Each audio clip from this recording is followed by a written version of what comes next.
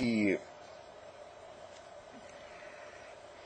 também, você vê, tem a baixa geral do QI é um assunto que eu andei aqui investigando num artigo que eu escrevi para o Diário do Comércio, que não saiu ainda, que eu vou ler para vocês. Chama o Novo Imbecil Coletivo. Quando entre os anos 80 e 90 comecei a redigir as notas que viriam a compor o imbecil coletivo, os personagens a que ali eu me referia eram indivíduos inteligentes, razoavelmente cultos, apenas corrompidos pela autointoxicação ideológica e por um corporativismo de partido que, alçando-os a posições muito superiores aos seus méritos, deformavam completamente sua visão do universo e de si mesmos. Foi por isso que os defini como, aspas, um grupo de pessoas de inteligência normal ou mesmo superior que se reúnem com a finalidade de imbecilizar-se umas às outras, fecha aspas. Essa definição já não se aplica aos novos tagarelas e opinadores que atuam sobretudo através da internet e que hoje estão entre os 20 e 40 anos de idade. Tal como seus antecessores, são pessoas de inteligência normal ou superior, separadas do pleno uso de seus dons naturais pela intervenção de forças sociais e culturais. A diferença é que essas forças os atacaram numa idade mais tenra e já não são bem as mesmas que lesaram os seus antecessores. Até os anos 70, os brasileiros recebiam no primário e no ginásio uma educação normal, deficiente o quanto fosse. Só vinham a corromper-se quando chegavam à universidade e, em vez de uma abertura efetiva para o mundo da alta cultura, recebiam doses maciças de doutrinação comunista, oferecidas sob o pretexto, àquela altura bastante verossímil, da luta pela restauração das liberdades democráticas. A pressão do ambiente, a imposição do vocabulário e o controle altamente seletivo dos temas e da bibliografia faziam com que a aquisição do status de brasileiro culto se identificasse na mente de cada estudante com a absorção do estilo esquerdista de pensar, de sentir e de ser. Na verdade, nada mais que um conjunto de cacoetes mentais. O trabalho dos professores doutrinadores era complementado pela grande mídia, que, então já amplamente dominada por ativistas e simpatizantes de esquerda, envolvia os intelectuais e artistas da sua preferência ideológica numa aura de prestígio sublime, ao mesmo tempo que jogava na lata de lixo do esquecimento os escritores e pensadores considerados inconvenientes, exceto quando podiam explorá-los como exceções e sua própria raridade e exotismo confirmavam a regra. Você vê, tipos exóticos, por exemplo, Nelson Rodrigues e Paulo Francis não conseguiam esconder. Então eles retratavam aqueles caras que eram exceções que confirmavam a regra. Eram tipos extravagantes. Né? Agora, quando o sujeito nada tinha de extravagante, era o sujeito normal, e um grande escritor, e fosse conservador, daí eles sumiam como fizeram com Gustavo Corsão, desapareceram com o Corsão. Não tinha como reaproveitá-lo, não tinha como fazer dele o palhaço do circo, tá entendendo? Como fizeram com Nelson Rodrigues e Paulo Francis. Né? E outros inúmeros escritores, você vê, todos os colunistas que havia na época. Hoje do dia mesmo eu estava comentando o Nicolas Boer. Nicolas Boer era um padre húngaro que escreveu um livro, passou pelos Estados Unidos, aqui escreveu um livro importantíssimo sobre a vida do cardeal Mindszenty. Cardeal Mindszenty é aquele que ficou 20 anos em prisão domiciliar na Hungria. Né? E daí foi para o Brasil, e no Brasil se tornou um excelente analista político, escrevia semanalmente para o Estadão, dava aulas aqui na PUC, etc. Sumiram com Nicolas Boer. Né? O Lenildo Tabosa Pessoa, também excelente comentarista político, sumiram com essa gente toda. Né? Então, bom, criada e mantida pelas universidades, pelo movimento editorial e pela mídia impressa, a atmosfera de imbecilização ideológica era, por assim dizer, um produto de luxo, só acessível às classes média e alta, deixando intacta a massa popular. A partir dos anos 80, a elite esquerdista tomou posse da educação pública, aí introduzindo o sistema de alfabetização socioconstrutivista, concebida por pedagogos esquerdistas como Emília Ferreiro, Lev Vygotsky e Paulo Freire, para implantar na mente infantil as estruturas cognitivas aptas a preparar o desenvolvimento mais ou menos espontâneo de uma cosmovisão socialista, praticamente sem necessidade de doutrinação explícita. É por isso que hoje eu sou contrário ao uso do termo doutrinação. O pessoal, vamos protestar contra a doutrinação comunista nas escolas. Falo, não há mais doutrinação, não precisa. Nós passamos por uma outra etapa. Agora a etapa, vamos dizer, da imbecilização desde a infância. Né? Do ponto de vista do aprendizado, do rendimento escolar dos alunos e, sobretudo, da alfabetização, os resultados foram catastróficos. Não há espaço aqui para explicar a coisa toda, mas, em resumidas contas, é o seguinte.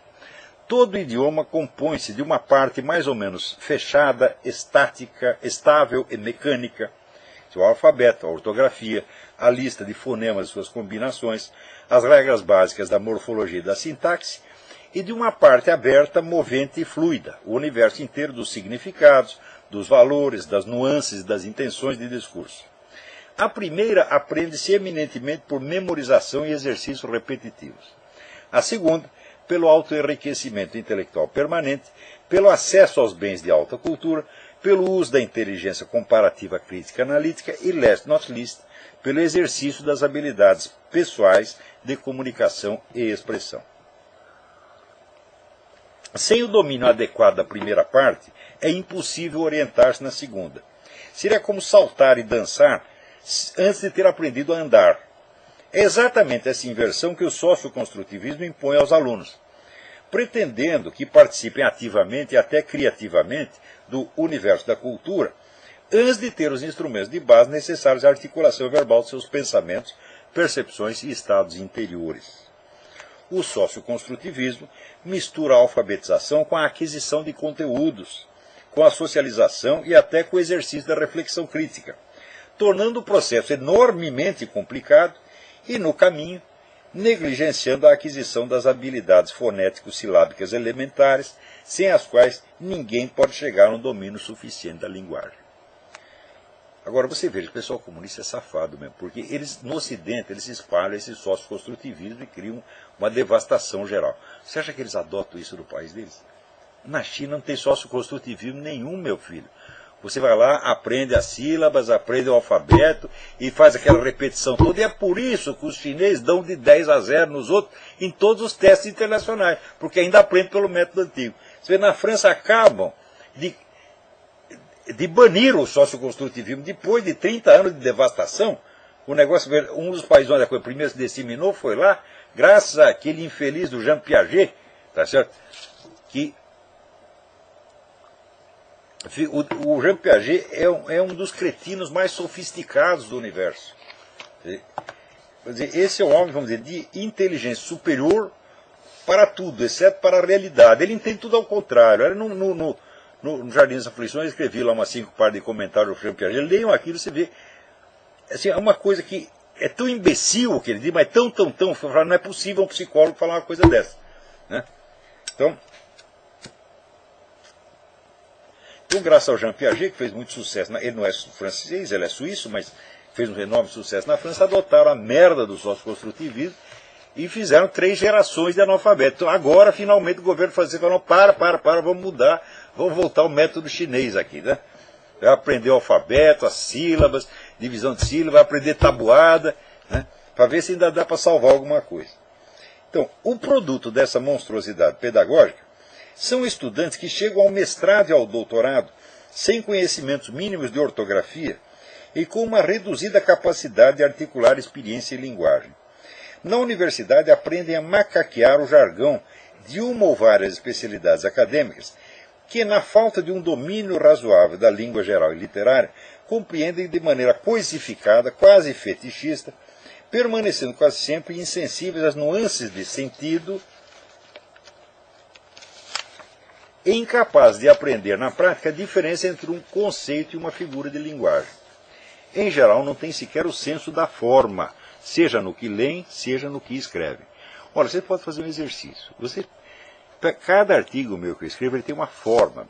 Né? Eu desenvolvo aquilo como se fosse, vamos dizer, um tema musical que você está desenvolvendo até chegar no ponto final. A essência da forma é absolutamente essencial, tá certo? Na literatura em geral e até, vamos dizer, no jornalismo de certa qualidade. Não para uma simples reportagem, mas para artigo, para comentário. O artigo comentário tem que ter já uma qualidade literária, tá certo? A mais, né? Mesmo nas reportagens, você tem o senso da forma, você tem a estrutura do texto. Hoje em dia as pessoas escrevem que não tem estrutura. Você lê lá, você lê o Júlio Lemos, você lê o Adriano Corrêa, não tem estrutura, aquela coisa não tem forma, pô. No máximo é assim, é uma coisa mecânica, vai justapondo um parágrafo, outro parágrafo, outro parágrafo. Eu digo, bom, é o máximo que conseguiu fazer. Agora, eu me lembro, por exemplo, quando começou no jornalismo, você tinha a ideia da estrutura em pirâmide. Quer dizer, você tem que colocar, né, a parte central da notícia em cima. E daí você vai desdobrando. Né? Então a coisa tem uma ordem. Tá certo? Você também podia fazer. Já ao contrário, você fazia a coisa não crescendo. Então, por duas maneiras de você ordenar um texto. Você vai do principal para o secundário, vai do secundário para o principal. Quer dizer, esse é o mínimo de estrutura que você tem que aprender no ginásio, aos 12 anos. Pega lá o livro que se usa na França, Dissertation Française, você vai ver lá as várias estruturas que pode usar. Esse pessoal chega à universidade, vira professor e não tem ideia da estrutura de um texto. É? Se for um texto maior, então, eu digo, meu Deus do céu. É? Ora, o Bruno Tolentino, quando ele leu o Jardim das Aflições, ele imediatamente percebeu que havia uma estrutura de tipo espiral, sinuosa, tá certo? E ele disse, isto parece a estrutura de composição da Sinfonia dos Sibelius, Jan Sibelius. Exatamente, você pegou. Né? Agora, eu duvido que a pessoa consiga pegar isto no livro Jardim das Aflições, não percebem. É só percebe frase por frase. Então, não pega estrutura nem no que lê e nem no que escreve. São todos assim.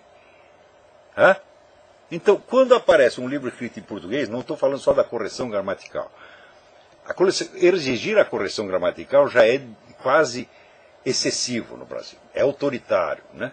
Você está querendo que eu escreva na ortografia correta? Coisa mais, né, mais patriarcal. Né? Então,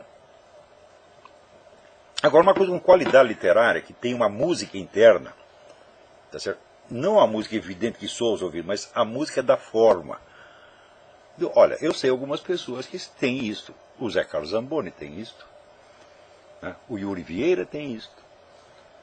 O Rodrigo Gurgel, que mandou um livro excelente de crítica literária, que até sumiu aqui, estava por aqui esses dias, né? Porra, tudo some nesta bosta. Aqui. E o Ângelo Monteiro, aqui, que publicou esse livro maravilhoso, né, de ensaios, Arte ou Desastre, também teve. Só que o Ângelo Monteiro não conta, porque o Ângelo Monteiro já é da outra geração. O Ângelo Monteiro é mais velho que eu. Tá certo? Agora, do pessoal novo, eu digo, sobrou aí 3 ou 4. Mesmo o Rodrigo Gurgel já é um homem de cabelo branco. Então eu falei, também não conta. Agora, esse pessoal que está entre 20 e 40, eu digo, porra, é incrível. Os caras não sabem ortografia. E não tem sequer o senso da forma, nem naquilo que leem, nem naquilo que escrevem. Né? Por exemplo, o pessoal manda muito poema aqui. Quando manda um que eu vejo que tem o senso da forma, ele é capaz de pegar a musicalidade, ele tem ouvido. Por exemplo, o Felipe Moura Brasil mandou aqui um soneto. Eu digo, porra, o cara sabe fazer um soneto. Quem mais? A menina que mandou um soneto? Pô, agora esqueci, olha que injustiça. Próximo programa eu digo, a menina mandou um soneto e fala, pô, eles têm ouvido. Então, você pode fazer um soneto tem um certo número de sílabas. Não adianta nem você contar no dedo. Aí você conta no dedo, mas não dá certo. Eu digo, mas o que importa não é o dedo, é o ouvido. Os caras não têm ouvido, porra. Então, por quê? Porque não fizeram o beabá. Não aprenderam assim, a soletrar, você tá entendendo? E dividir sílaba. Não sabem nem contar a sílaba. Então, isso é um desastre assim, pedagógico, como nunca aconteceu no mundo, porque são milhões e milhões e milhões de pessoas. Tem alguns que, graças a Deus, no Brasil, as reformas não são implantadas com muita velocidade, às vezes demora. Então tem gente que ainda, professor do interior, que ainda ensina pelo método antigo. Eu estava conversando com o Alessandro Cota, que ele disse, não, eu não aprendi pelo sócio-construtivismo, ainda aprendi pelo antigo. Falo, mas é por isso que o Alessandro Cota é um homem de cultura, meu Deus do céu, que é capaz de entender o que lê. Ela pergunta, o nome da menina é Tânia, não sei quem foi. Porra, desculpa. Eu vou ver aqui, mas a menina escreve uns sonetos perfeitos. Eu recomendei aos meus alunos, falo, se vocês querem escrever poesia, então vocês se exercitem nas formas fixas primeiro. Vocês façam alexandrinos, vocês façam redondilhas, e sigam aqui os modelos fixos. Tá certo? Depois que você aprendeu o modelo fixo, você incorporou, né, a música do negócio, pegou o ritmo, pegou a contagem, né? Aí sim, você se exercita no Verso livre. Muitas vezes verso livre não é livro. Eu já expliquei para que vocês façam essa experiência. Aqueles que leem inglês, leem T.S. Eliot. Tá? Vejam os versos livres do T.S. Eliot, não são versos livres. Ele fazia uma sacanagem. Ele escrevia em inglês usando métrica francesa. Que em inglês você conta só as sílabas tônicas. Então você tem verso de 3, 4, 5 sílabas. Mas nas línguas latinas você conta todas as sílabas. Certo? Então tem verso de 7 sílabas, 10 sílabas, 11 sílabas, 12 sílabas. E o Eliot usava a métrica francesa, quer dizer, você vai entender, quando você lê aquilo, você fala, como é possível? Um verso livre, que aparentemente não tem métrica nenhuma, como é que tem tanta música? Está aí o truque. Tem métrica sim. Tem, se você lê o Zé Geraldo Vieira, aquele maravilhoso romancista brasileiro, ele tem páginas e páginas e páginas de prosa, onde está tudo rigorosamente metrificado. Então você lê e fala, que beleza, que coisa mais musical, que coisa linda. Eu digo, mas aparentemente é prosa, mas na verdade é poesia. Tá certo? Então, vou dizer, não tem jeito de você treinar na poesia, você pegar a música da poesia, se você não sabe contar sílaba, porra. Né? E se você aprendeu pelo sócio-construtivismo, contar sílaba para você nem sabe que isso existe. Né? Você está lá fazendo a sua criatividade, a sua autoexpressão, né? A sua crítica cultural. Você pega um garoto de 5 anos, manda ele fazer crítica cultural, porra. Né? Ele vai brincar de Paulo Francis, de Zé Guilherme Melchior. Puta que pariu, hein? Quer dizer, é o país do pedantismo, da imitação, da macaquice. Né? Ai. Bom, daí termina assim. Aplicado em escala nacional, o sócio-construtivismo resultou numa espetacular democratização da inépcia, que hoje se distribui mais ou menos equitativamente entre todos os jovens brasileiros, estudantes ou diplomados, sem distinções de credo ou de ideologia. O novo imbecil coletivo, ao contrário do antigo, não tem carteirinha de partido. Isso quer dizer que a turma da direita conservadora padece dos mesmos problemas. Antigamente a imbecilização era só ideológica e começava na universidade. Não, agora a imbecilização não está no conteúdo, está na forma da linguagem mesmo, e começa já na infância, pô. Então ninguém escapa. Então, as pessoas não sabem escrever e não sabem que não sabem. Então os caras chegam a ter diploma de filologia, diploma de letras, mas você vê que o cara não tem o senso da forma literária. E não dá para a gente explicar para ele o que é. Só se fizer o desgraçado contar a sílaba, conta, tá vendo como está dando errado? Né? Alguns percebem, outros nem assim. Então, o que adianta discutir com essas pessoas? Eu não posso, no curso de uma discussão, curar o sujeito. Tem uma deficiência mental. Porque isso aqui cria um problema neurológico, meu filho. Eu não posso curar você no curso de uma discussão. Então, eu não posso provar as coisas que eu estou dizendo, porque você não tem capacidade de você aprender o que eu estou dizendo. Você vai entender outra coisa, no outro nível, fazer uma confusão dos diabos, e vai ficar muito brabo com o que eu estou falando.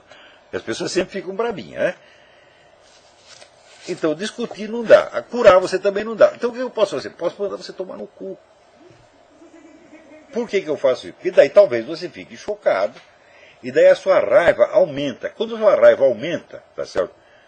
Você entra num estado, né, de crise existencial. E talvez na crise existencial você diga, opa, talvez o errado seja eu, talvez eu deva tentar. Né? Não mudar de ideia, não estou querendo mudar a sua opinião, desgraçado. Eu estou querendo que você entre num plano de normalidade humana, porra, de sanidade. Tipo, seja feliz e não enche o saco. É isso que eu quero.